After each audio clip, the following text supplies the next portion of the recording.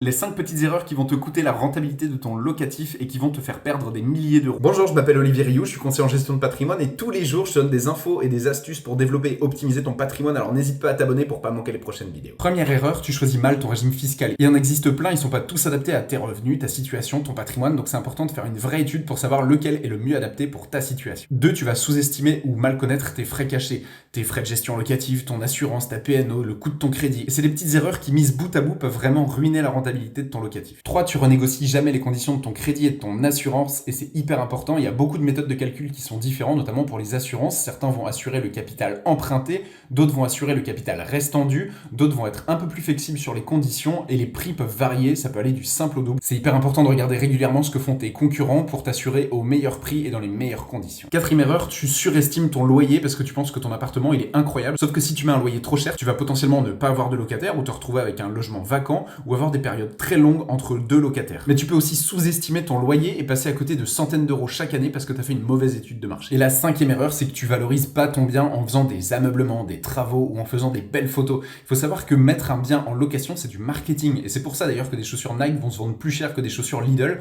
alors qu'elles sont fabriquées au même endroit, qu'elles ont les mêmes coûts de production et qu'elles ont la même fonction. C'est important de savoir te mettre en avant, de savoir vendre un bien qui soit joli. Ça veut pas dire mentir, ça veut dire connaître les bons leviers qui vont pouvoir te permettre d'avoir un loyer qui pourrait être plus cher que les autres et améliorer ta rentabilité. Si tu veux d'autres contenus pour développer et optimiser ton patrimoine, n'hésite pas à t'abonner pour pas manquer les prochaines vidéos.